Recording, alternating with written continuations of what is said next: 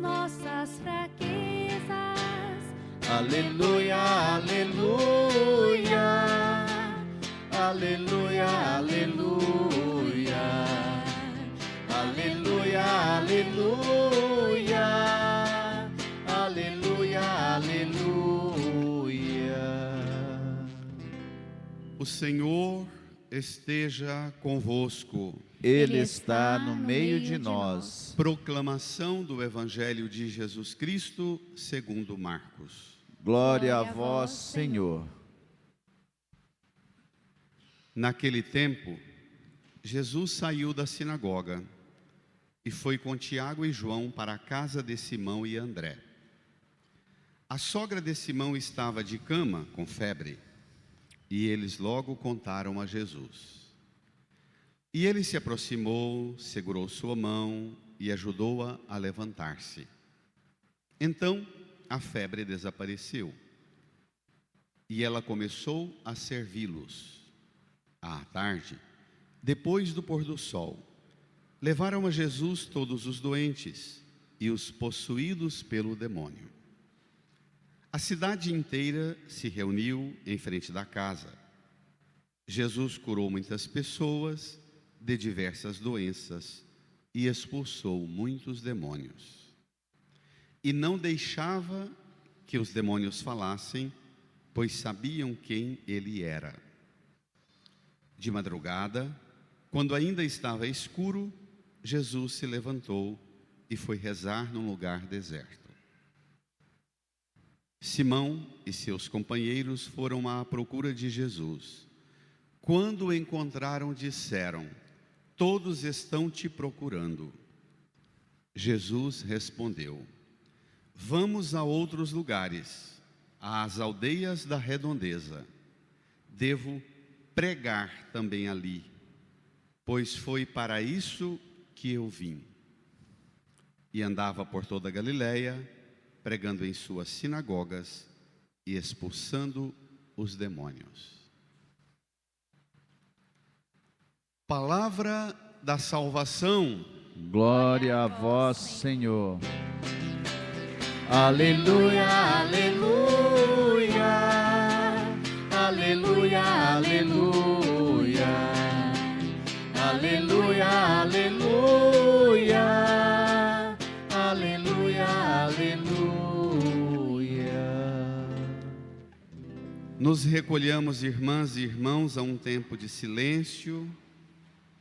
No íntimo do nosso coração rezemos, pedindo ao Divino Espírito Santo o auxílio necessário para que, pelo Espírito, alcancemos a compreensão desta palavra e sejamos por ela transformados. Supliquemos.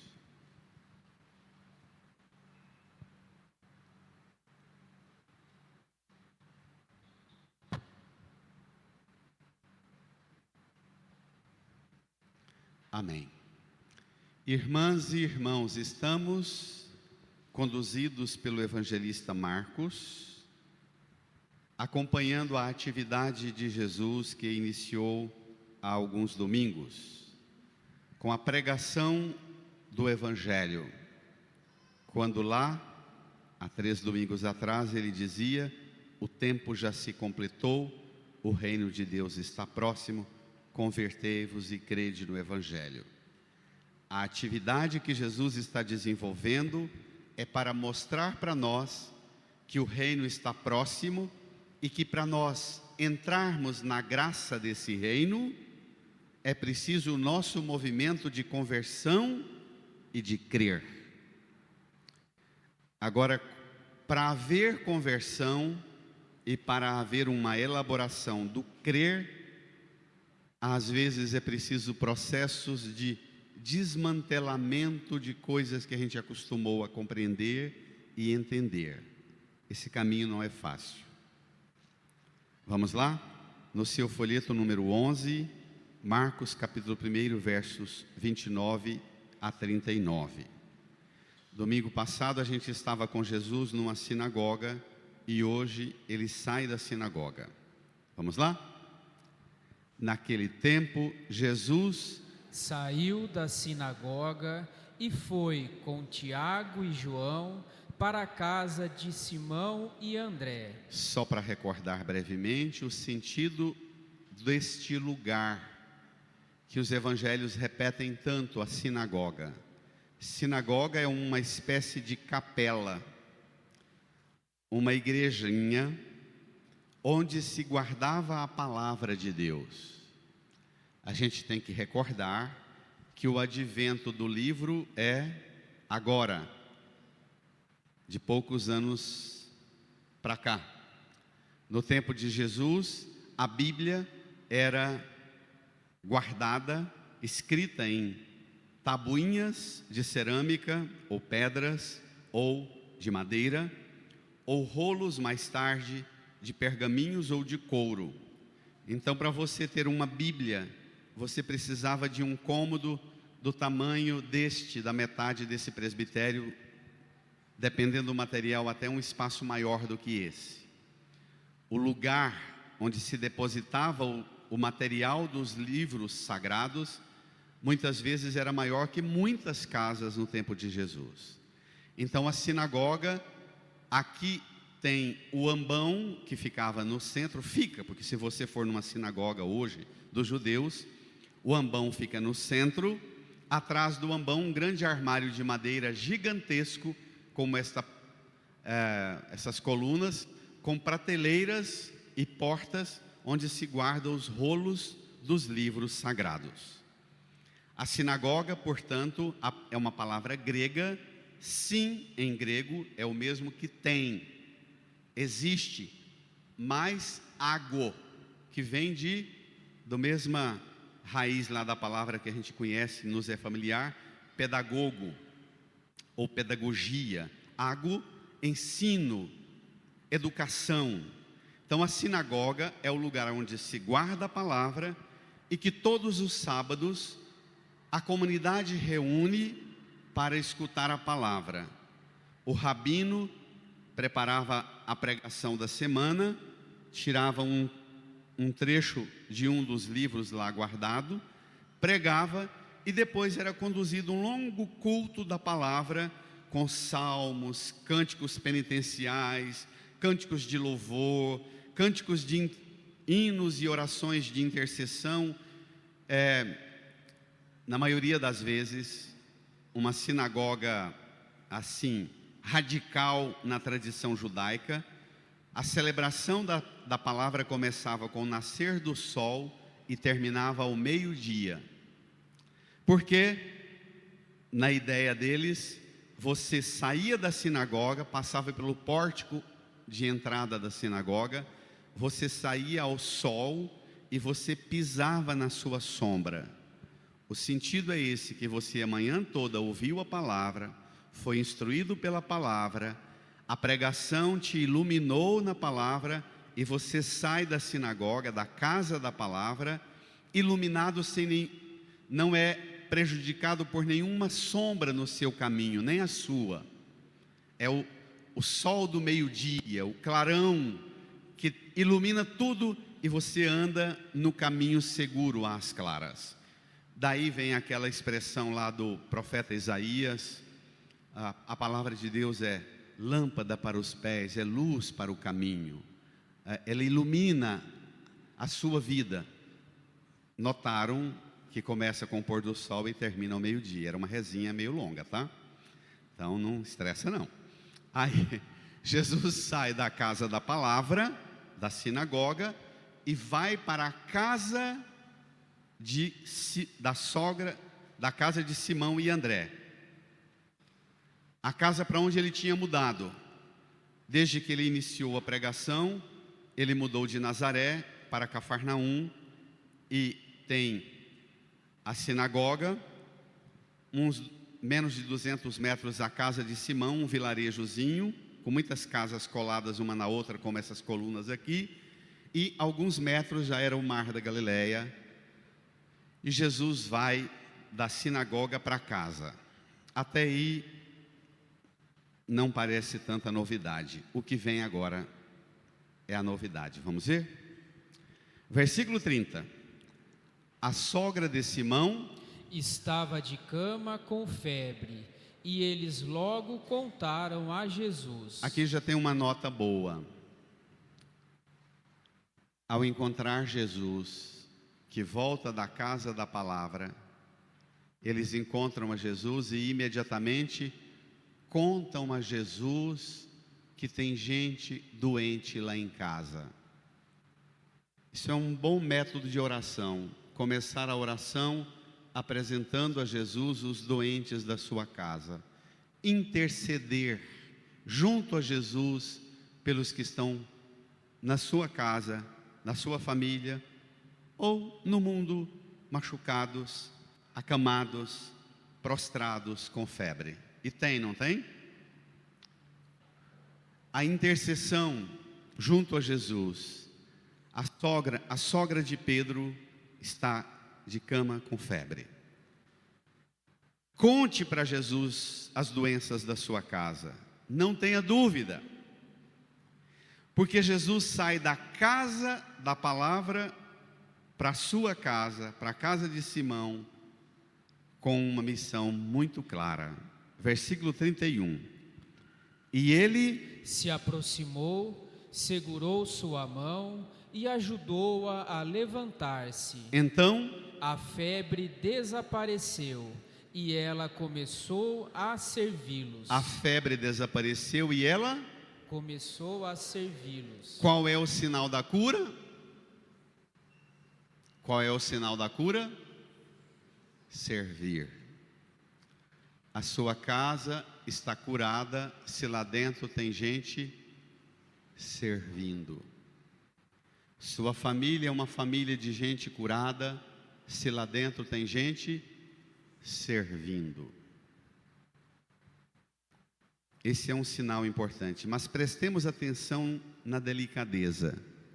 Jesus recebe a notícia, entra na casa, aproximou, segurou a mão, ajudou-a a levantar-se e a febre desapareceu. O que isso sugere, gente? Que a atuação de Jesus não precisa de espetáculo, não precisa de um ritual mágico, sobrenatural, espalhafatoso do padre, do pregador, expulsando a enfermidade. Delicadeza que acontece em nossas casas ou não, nas formas, nos modos mais simples de relação. Vocês que são pais e mães, esposas e esposos, sabem que de vez em quando chega uma segunda-feira que você acorda e tudo o que você queria é não sair da cama, não é? Prostrar, capotar. Mas você vai se recordando da sua responsabilidade, da sua missão, e às vezes tem a graça de ter alguém na sua família que tem delicadeza de Jesus, que senta na beira da cama, segura a sua mão, te ajuda a levantar e diz: você vai conseguir, levanta, isso vai passar, enfrenta. E você vai e enfrenta. Trabalha, aquele dia rende que você nunca, há muito tempo não tinha um dia que rendesse como aquele. Você volta para casa, toma banho, olha para a sua cama e diz: não é possível que do modo que eu saí daqui hoje, tanta graça e tanta bênção de Deus aconteceu, o quanto eu estava mal. Isso já aconteceu com você? O milagre é simples. O milagre ele vem por ternuras cotidianas, delicadezas cotidianas, gestos de esposa e esposo, de pai e mãe, de filhos e filhas com delicadeza com o pai e a mãe. Um beijo, um carinho. Pai, você não está bem. Mãe, você não está bem. Levanta, vamos, eu te ajudo. Está aqui uma xícara de chá, está aqui uma xícara de café. A mesa está pronta para o café, levanta, já preparei. Delicadezas que espantam febre. Nossas casas estão precisando disso? Delicadezas que não são mágicas, não são espalhafatosas, não é essa religião, repito, do espetáculo, do embate com as forças do mal, mas delicadeza, gestos de esposa e esposo, de pai e mãe, de filhos, com afetos, espantando febre e prostração. Assim, nós olhamos para o Evangelho e para os gestos de Jesus. Não é à toa que o livro do Apocalipse vai chamar Jesus de o esposo da igreja, porque aqui ele se comporta como um esposo. Mas tem uma nota de Bento XVI que eu quero que você guarde para o resto da sua vida, esta comparação de Bento.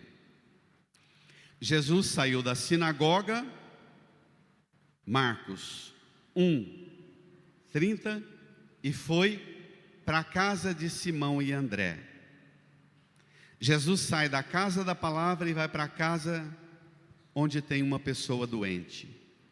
Este movimento da sinagoga, a casa da palavra, para a casa da família, diz Bento XVI assim, numa pregação de 2006: neste episódio sobressai simbolicamente toda a missão de Jesus.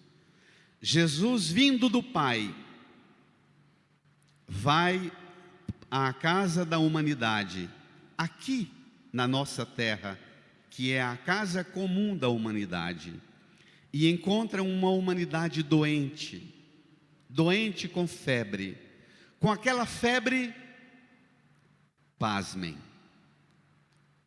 olha a febre, que são as ideologias, as idolatrias e o esquecimento de Deus. O Senhor dá-nos a mão, a sua mão, levanta-nos e cura-nos. Bonito, né?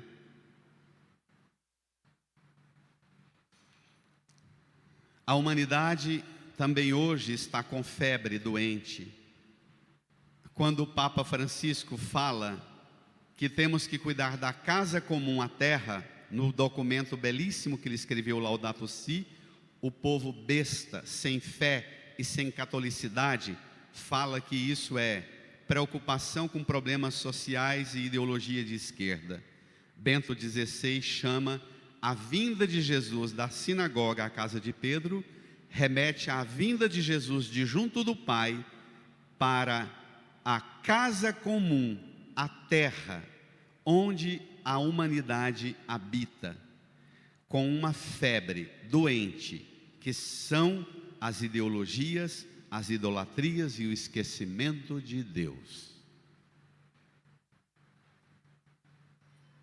Aqui, irmã, irmão, não caia na besteira de pensar que as ideias que você tem são menos ideologia do que as ideias que você combate.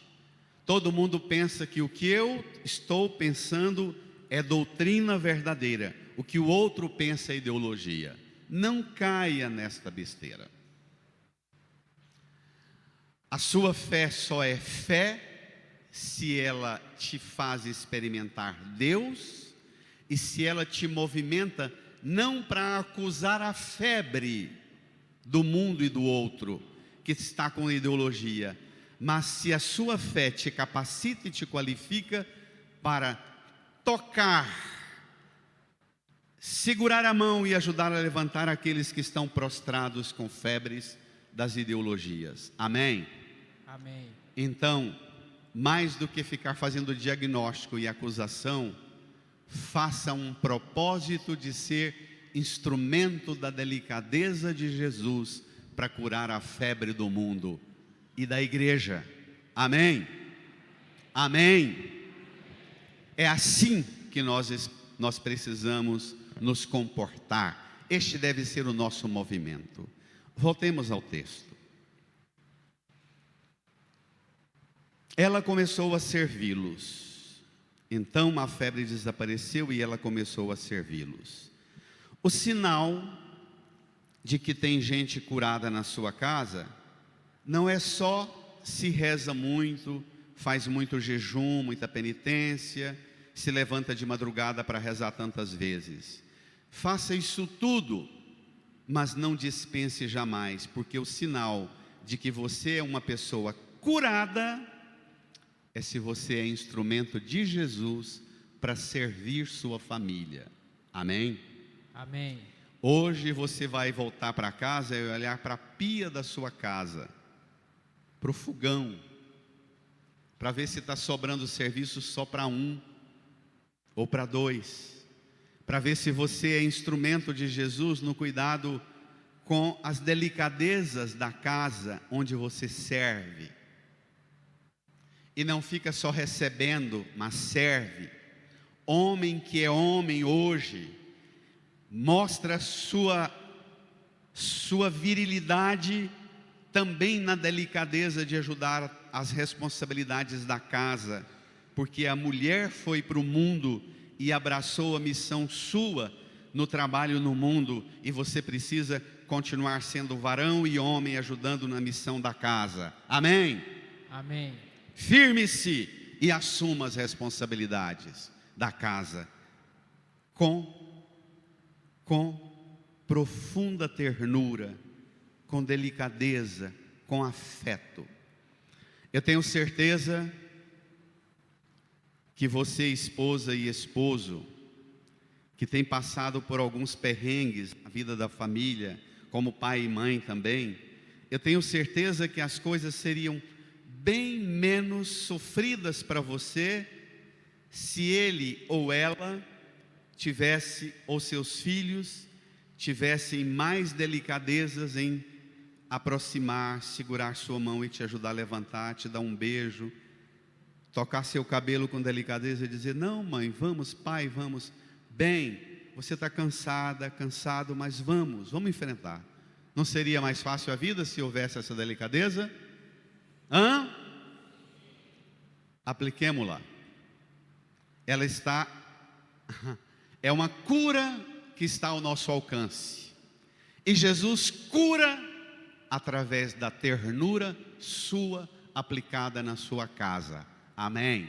Amém. Pronto, agora vem o desfecho. Versículo 32. À tarde, leiam. Depois do pôr do sol, levaram a Jesus todos os doentes e os possuídos pelo demônio. A cidade inteira se reuniu em frente da casa. Continua. Jesus curou muitas pessoas de diversas doenças e expulsou muitos demônios. E não deixava que os demônios falassem, pois sabiam quem ele era. Os demônios sabiam quem ele era. Domingo passado, o homem possuído por um espírito mau gritou dentro da sinagoga: eu sei quem tu és o Santo de Deus, Jesus Nazareno, vieste para nos destruir. E o povo, Jesus respondeu: cala-te, sai dele. O espírito sacudiu o homem, deu um grande grito e saiu. E o povo admirado falava: o que é isso? Um ensinamento novo. Ele manda até nos espíritos maus e eles o obedecem. E eu perguntava, a partir de Bento XVI, se também nós obedecemos, porque às vezes o capeta obedece mais do que nós que dizemos que somos discípulas e discípulos. Nós queremos só pedir. Você obedece, mas hoje tem uma nota nova. Os demônios sabiam quem ele era. Você também se orgulha em saber quem é Jesus. Jesus não deixava que os demônios falassem. Pode ser que para Jesus você diz que sabe quem ele é, mas ele quer mais fazer você ficar calado, porque você sabe, mas não pratica. Adianta saber com a cabeça, mas um saber que não desce para o coração, não desce para as mãos, não desce para os pés e vira ação de Deus no mundo, é um saber que não vem de Deus. Essa é a primeira nota. A segunda nota é que à tarde, depois do pôr do sol, eu fiquei muito impressionado com isso. Versículo 32. À tarde, depois do pôr do sol, levaram a Jesus todos os doentes e os possuídos pelo demônio. Por que à tarde, depois do pôr do sol?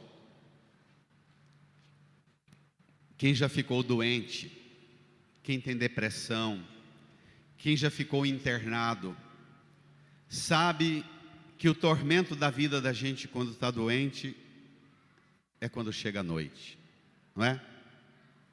Quando você está no hospital, aquele barulhão no corredor e de repente vai cessando o barulho, cessando, as luzes vão se apagando, você não vê mais ninguém quase. Quando aparece alguém que você pergunta à enfermeira quantas horas, ela diz assim, 20:15, você pensa, meu Deus, a noite inteira eu vou ter que aguentar isso aqui. Então, levar a Jesus os doentes e os possuídos à tarde depois do pôr do sol é outro momento importante da oração de intercessão por quem sofre. É a solidão de quem sofre à noite. Quem tem depressão, não é? Quem tem enfermidades, e mesmo a solidão põe a gente num confronto com esse tempo estranho que é a noite, até porque a gente às vezes vai ficando mais velho e nem aquele tanto de sono da juventude tem mais. Então, apresentar a Jesus as enfermidades do mundo na oração da noite é outra dica importante para a sua oração. Entregue a Jesus as enfermidades do mundo. Jesus curou muitos, expulsou muitos demônios e proibiu que os demônios falassem quem ele era. Este é o chamado segredo messiânico, que costura todo o evangelho de Jesus. O demônio professou, tu és o Messias, professou com a boca, mas não aderiu ao que ele falou. Tu és o Santo de Deus. Domingo atrasado, os discípulos vão a Jesus no Evangelho de João, lembra? Filipe diz, encontramos o Messias, que se chama Cristo, lembra? O problema é esse. Por que é que Jesus proíbe aqui os demônios falarem quem ele era? Porque os demônios não suportam a ideia de que tipo de Messias é Jesus. E na verdade, daqui para frente, e o resto do que a gente vai ver agora, vai inaugurar uma grande crise na vida dos discípulos. Eles não vão suportar a ideia do tipo de Messias que Jesus começa a se apresentar. Os discípulos têm uma expectativa sobre o modelo de Messias que eles idealizavam. O mundo só será, a gente vive isso na política no Brasil, o Brasil só será quando tiver um presidente assim, um político assim, e vem um, entra outro, sai outro, entra outro, sai outro. Nós vivemos uma expectativa de Messias permanentemente. Também com relação a Deus nós vivemos isto, e a partir de agora vai inaugurar uma crise. Que tipo de Messias, afinal de contas, é ele? Os discípulos vão ficar chocados, a multidão vai ficar desencantada, porque Jesus é um tipo de Messias estranho às expectativas. E não se assuste com o que eu vou falar. Pode ser que você seja uma pessoa tão desacertada na fé cristã, e eu tenho pessoas que eu acompanho, e que eu tenho não coragem, mas responsabilidade para dizer isso a elas. A sua ferida, o estrago que você traz na sua alma, na sua mente, no seu coração, é porque a expectativa que você tem de Deus não corresponde ao que Deus se propõe ser na sua vida. Você idealiza coisas. Nós criamos feridas em casa, porque a gente idealiza pai e mãe, idealiza irmão, idealiza esposa e esposo, e se ele e ela não é o que eu queria, a gente diz, então não é. Aqui vai ser a mesma crise, uma decepção com o segredo que Jesus guarda. Que tipo de Messias ele é, vai começar a aparecer agora, vamos ver? Olhe só. Primeiro tem uma nota interessante. Versículo 35. De madrugada, quando ainda estava escuro, Olha de novo o elemento da noite, do escuro. Já apareceu da enfermidade, da doença, da febre, não é? À tarde, depois do pôr do sol. Agora de noite, o elemento de madrugada, quando ainda estava escuro. É hora de uma alma inquieta. O que acontece? Jesus, leiam, se levantou e foi rezar num lugar deserto. Simão e seus companheiros foram à procura de Jesus. Quando o encontraram, disseram: bradem, todos estão te procurando. espere lá. O que Jesus foi fazer neste lugar afastado e deserto? Jesus fala com o Pai, porque Jesus sabe que a sua fonte e centro de toda a sua atividade é o Pai. Nós vemos isso na pregação de Jesus, nas curas, nos milagres, mas vemos sobretudo na sua paixão e morte na cruz. Tudo em Jesus sai deste centro, a sua íntima comunhão com o Pai. E dessa forma, este trecho do Evangelho, diz Bento XVI, ensina-nos o centro da fé da nossa vida, isto é, nossa fé só é fé cristã autenticamente se ela é conduzida pela primazia de Deus. Onde Deus não está, o homem e a mulher deixam de ser respeitados. Só quando o esplendor de Deus resplandece no rosto do homem e da mulher, aí a imagem de Deus resplandece neles, ela são protegidos e abre-se a dignidade mais profunda do que é o homem e a mulher, filhos e filhas de Deus, imagem e semelhança de Deus, que ninguém, nem a enfermidade e nem o demônio terá poder para violar. Olha que coisa linda, gente. Olha que nível.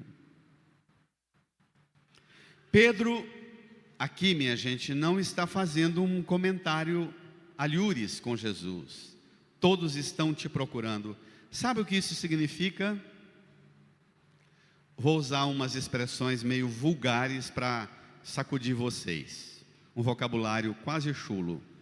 Pedro está dizendo para Jesus assim: cara, nós deixamos nossa empresa de pescaria, nosso empreendimento para te seguir.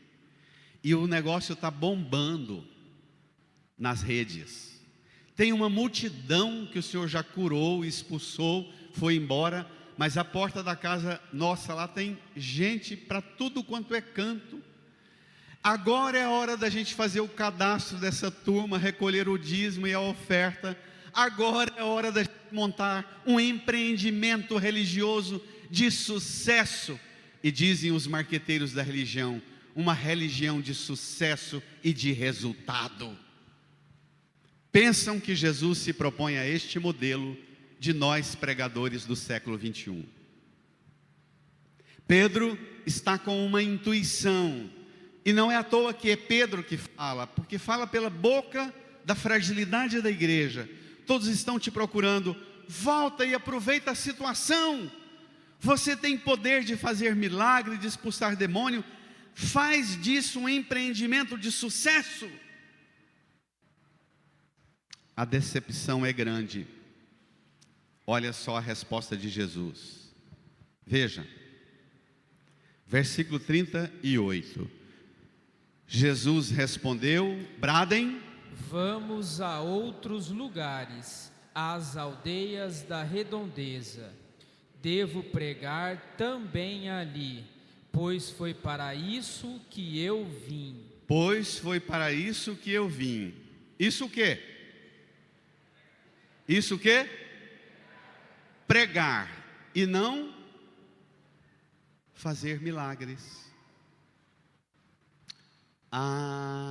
Aqui está a novidade.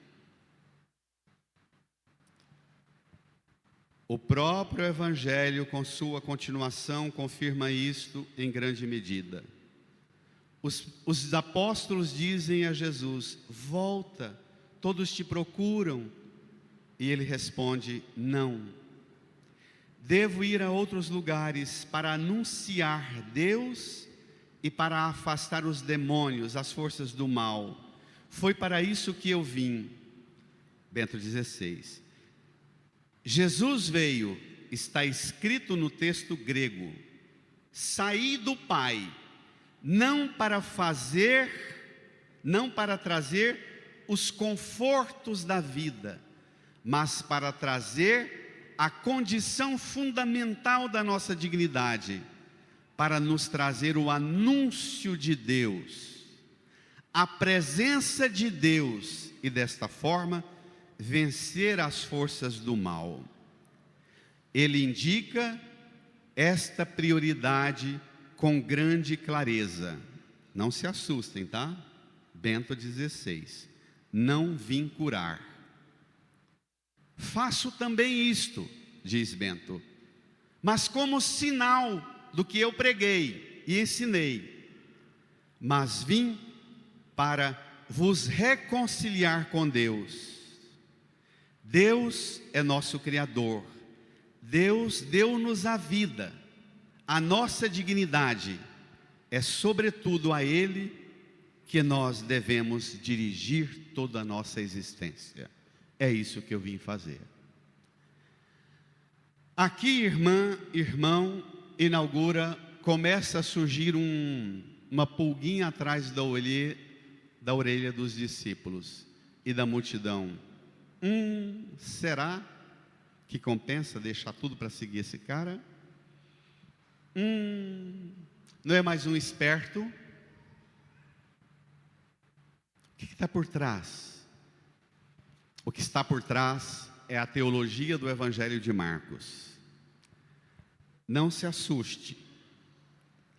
Jesus faz milagre também, mas o milagre não depende da fé de quem recebe o milagre. Quantos pais e mães fazem um voto, uma promessa, ou não fazem voto e promessa, mas rezam muito tempo para alcançar um milagre na vida do filho e da filha? O milagre vem. É um filho, uma filha, um neto que não tem religião nenhuma, nunca frequentou e às vezes morre sem nunca frequentar, mas recebeu o milagre, não recebe? Recebe. Não precisa crer para receber o milagre.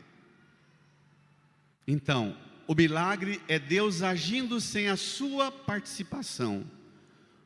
A pregação e o ensino não. A pregação é Jesus ensina, você compreende, faz questionamento, apresenta para ele as dificuldades que você tem concretas para viver aquilo que ele ensina, pede a ele auxílio para dar conta de vencer os obstáculos.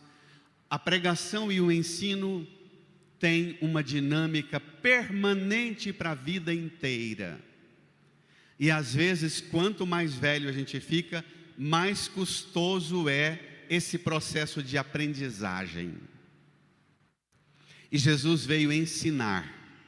Por que é que não está na moda a pregação ter sucesso como conteúdo de transmissão, método e conteúdo de ensino? Porque o ensino está em crise na igreja. O ensino está em crise no mundo, não está? Olhem as nossas faculdades. Como me dói ver os rapazes e moças hoje optarem por curso de faculdade online. Me dói. E a gente sabe quando a gente conversa com eles, a diferença que é um processo de aprendizagem numa sala de aula. O estímulo, o fustigar e o estimular para o debate, a discussão, a interação, a relação que se cria, como é diferente. E o ensino em crise gera uma turma que pensa, se está desse jeito não compensa ir para a escola. Falei nos domingos anteriores e repito agora. A geração dos jovens entre 15 e 29 anos no Brasil, que passa, algumas estatísticas dizem, de 11 milhões de jovens na região do nem estuda, nem trabalha, porque não compensa. Mas vem um dado que eu tenho certeza que é polêmico e que vocês vão dizer: o padre está trazendo ideologia para o altar, porque está cheio de vermes e micróbios na cabeça de muitos cristãos. Um dado assustador que bombou o debate nesta semana nas redes. As estatísticas de 2022. O Brasil tem mais igrejas do que escolas e hospitais somados. São 580 mil igrejas para que 512 mil escolas e centros de saúde. E é engraçado porque nesta semana alguns pregadores entusiasmados, principalmente os das correntes ideológicas, falaram assim: qual o problema? Graças a Deus que tem tantas igrejas. O que é? Está querendo fechar a igreja? Não, o que precisa ser perguntado é: por que é uma igreja para cada 2.600, 2.700 habitantes no Brasil? O problema grave é: por que com tantas igrejas, uma igreja para cada 2.600, 2.700 habitantes do Brasil? Por que com tanta igreja nós temos 11 milhões de jovens na região do nem estuda nem trabalha? Por que nós temos tanto domínio do tráfico de droga ao redor das nossas escolas? E a segurança pública não dá conta de vencer?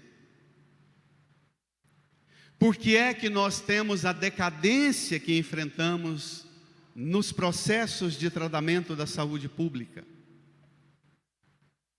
Por que é que nós temos uma demanda de gente tão grande na falência do ensino?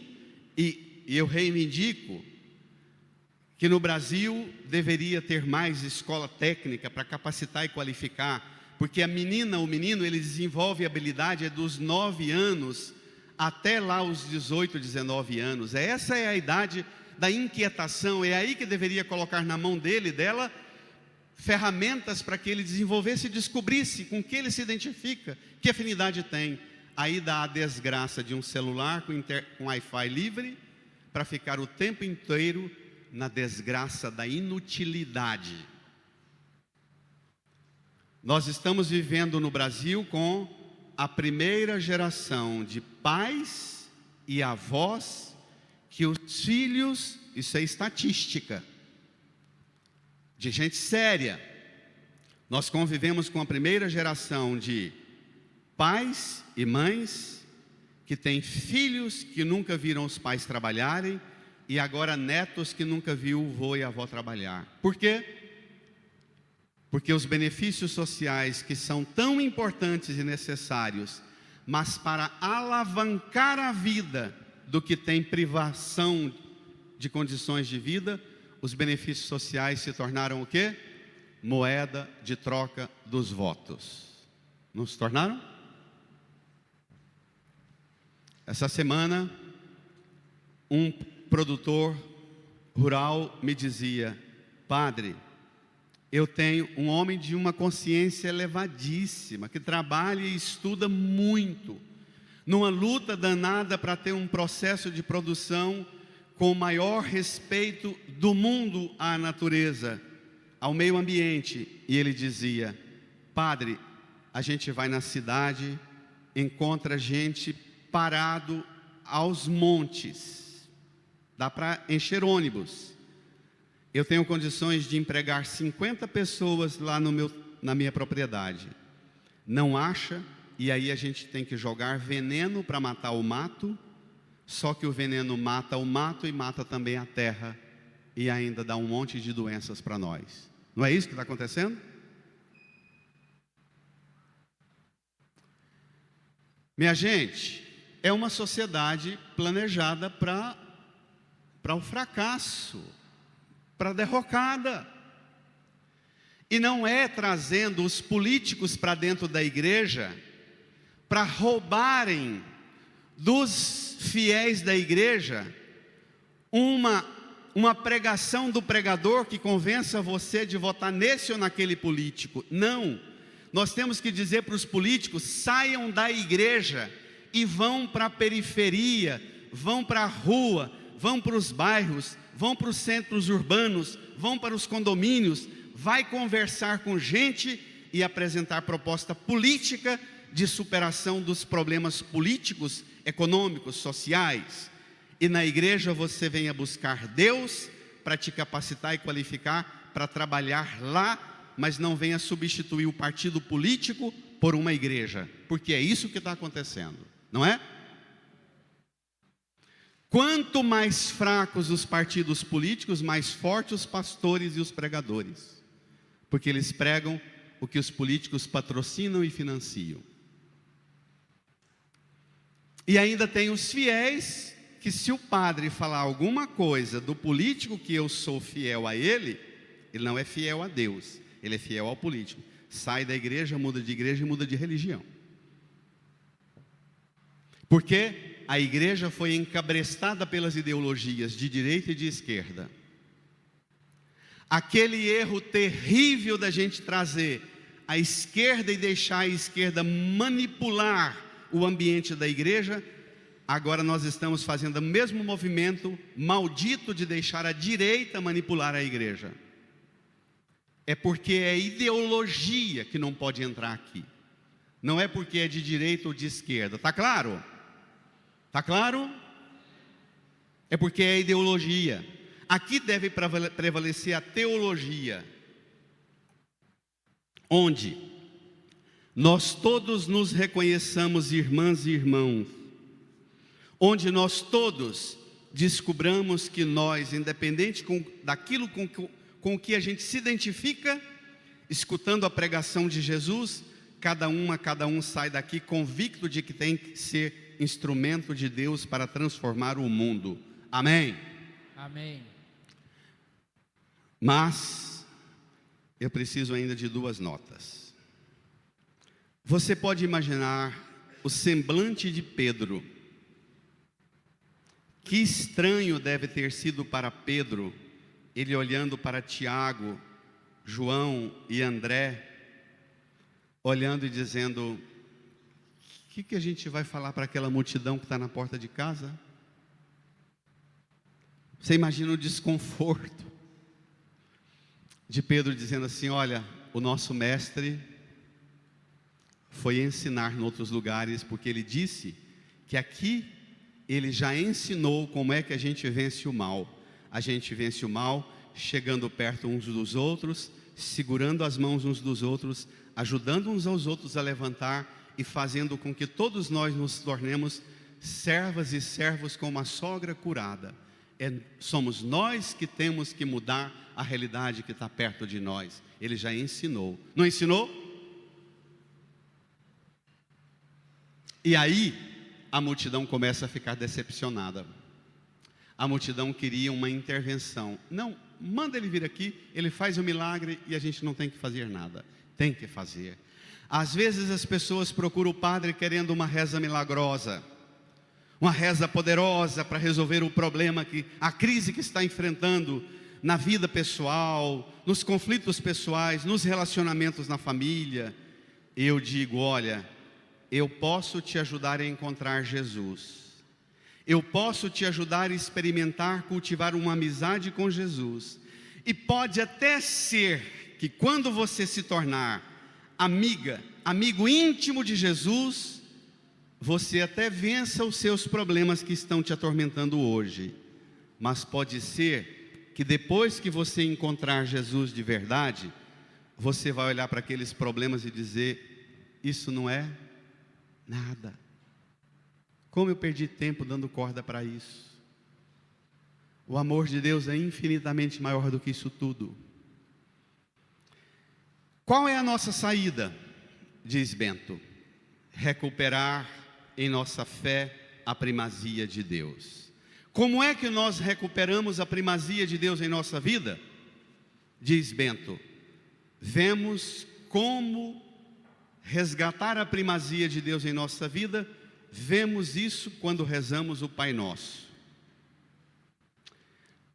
Nos 3 primeiros pedidos que se referem precisamente, os 3 primeiros pedidos do Pai Nosso se referem precisamente à primazia de Deus, que é o nome de Deus seja santificado, que o respeito do mistério divino esteja vivo e anime toda a nossa vida, e que venha o reino de Deus, seja feita a vontade de Deus.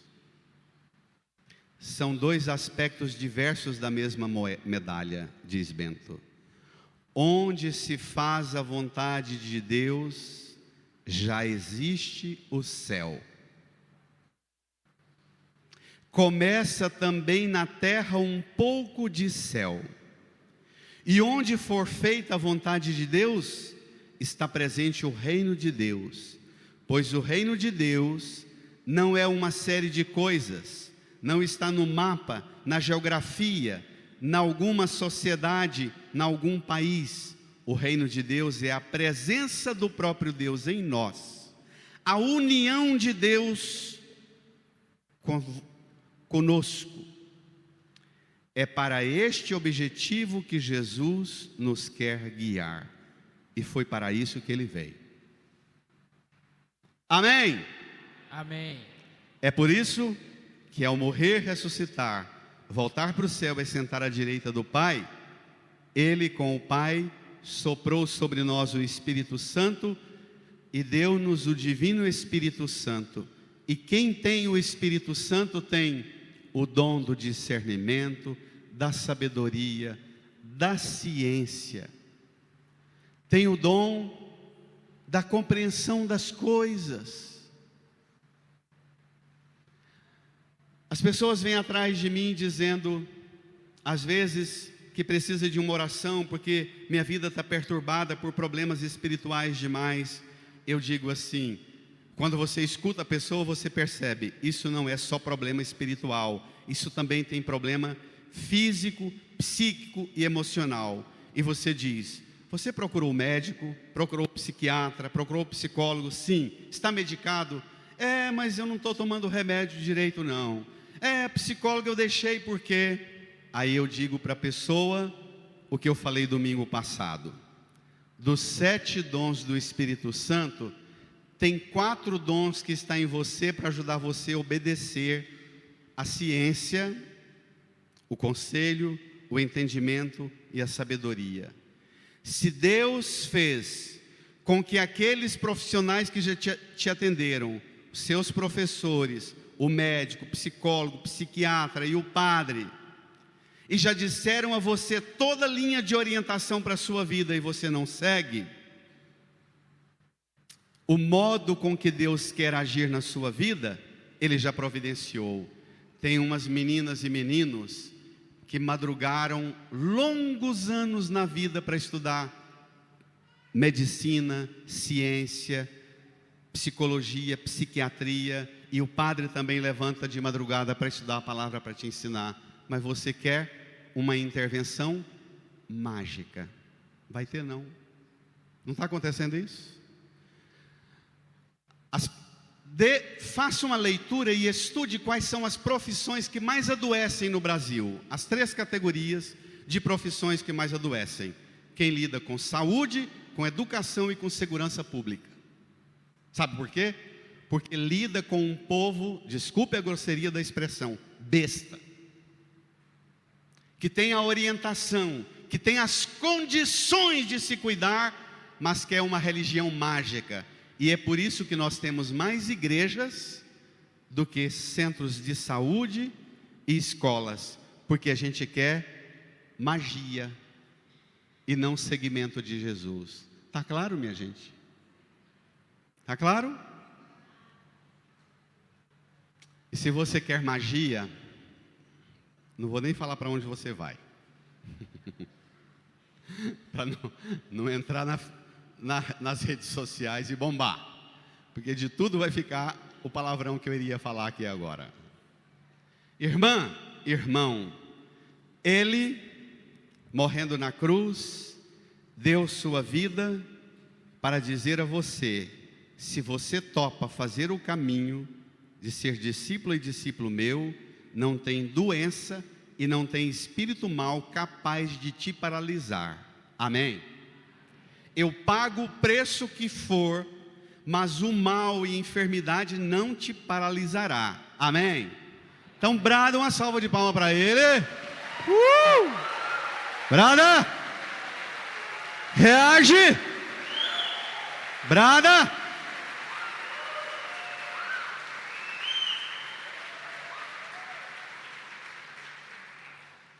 Agora, eu queria que você experimentasse isso. Que você voltasse. Você imagina você na sua casa. E a sua casa hoje é a casa de Simão e André, onde tem uma pessoa doente, e que você conta para Jesus, para Ele vir com você para a sua casa, para você entregar as enfermidades e as febres da sua casa. Faça isso. Incline a sua cabeça, feche os olhos, põe a mão no seu coração, escancare as portas da casa, da sua alma e do seu coração, e diga para Jesus que você aceita que Ele entre,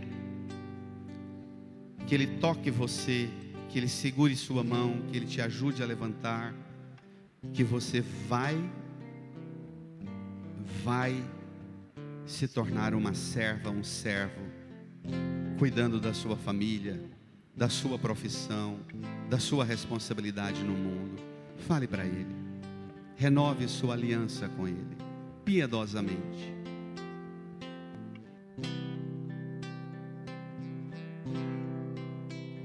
Tu anseias, eu bem sei, por salvação.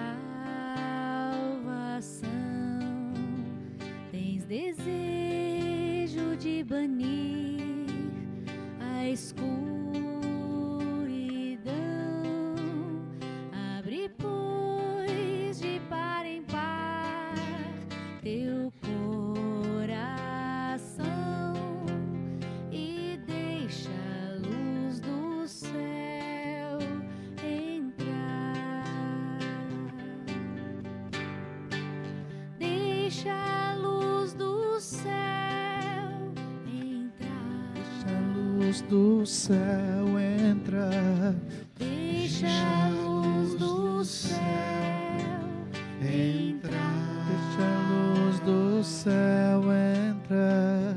Abre bem as portas do seu coração e deixa a luz do céu entrar. Fiquemos de pé, cantando, deixa Deixa a luz do céu. Eleve as mãos para o Deixa a alto. luz Deixa a do luz. céu entrar. Deixa a luz do céu entrar. Deixa a luz do céu entrar. Abre bem as portas do seu coração e deixa a luz do céu entrar. Estenda suas mãos aqui para a cruz de Jesus. Reze comigo, Senhor Jesus. Senhor Jesus, Eu creio firmemente eu creio firmemente nesta palavra nesta palavra e faço e faço a minha adesão a minha adesão a tudo que o Senhor hoje ensina. a tudo que o Senhor Eu hoje aceito Eu aceito esta palavra esta palavra para iluminar a minha vida, para iluminar a minha vida, me ensinar me ensinar e me transformar. e me transformar Diante da sua cruz, diante da sua pelo cruz, poder do seu sangue, pelo poder do seu sangue, de sua morte e ressurreição, sua de morte e ressurreição, eu acolho eu acolho toda graça toda graça que o Senhor derrama que o Senhor Senhor de derrama graça de graça pela minha cura, pela minha cura, pela minha salvação, pela minha salvação, pela minha libertação. pela minha libertação. Põe a mão no seu coração e diga: o maior milagre, Jesus, o maior milagre de que hoje o Senhor oferece, que hoje o Senhor oferece é o ensino é o ensino que forma a minha compreensão que forma a minha das compreensão coisas da fé as coisas da terra. E eu aceite viver E eu aceito segundo a ordem da fé. segundo a ordem da terra. Obrigado, Jesus. Obrigado, Jesus. Faça o seu louvor, sua oração de ação de graças a Jesus, por toda bênção, por toda graça, por todo bem, por todos os dons do Espírito Santo que operam em você permanentemente, este milagre cotidiano de cura, de libertação, para te dar a salvação e a redenção plena em Jesus.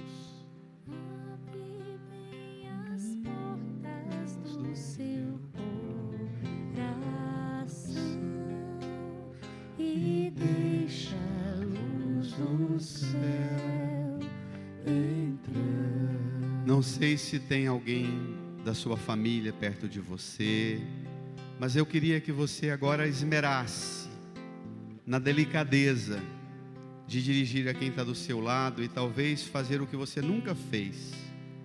Passar a mão assim, olha, na cabeça, com carinho, no rosto, dar um beijo e desejar a paz de Jesus e dizer: não tenha medo, Jesus está com você. Faça isso com ternura, não tenha medo. Entrar, deixa a luz do céu entrar, abre bem as portas do teu coração e deixa a luz do céu entrar. Deixa a luz do céu entrar. Deixa a luz do céu entrar. Deixa a luz do céu. entrar. Deixa a luz do céu entrar. Abre bem as portas do teu coração e deixa. E deixa a luz do céu. Termina com a salva de palmas para Jesus bem forte.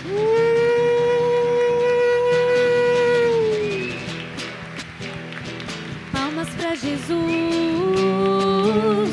Palmas pro Senhor. Palma pra Jesus. Palma pro Senhor. Amém. Amém. Renove sua fé com todo vigor. Creio Em Deus, Deus Pai, Pai Todo-Poderoso, Criador do céu e da terra, e em Jesus Cristo, seu único Filho, nosso Senhor,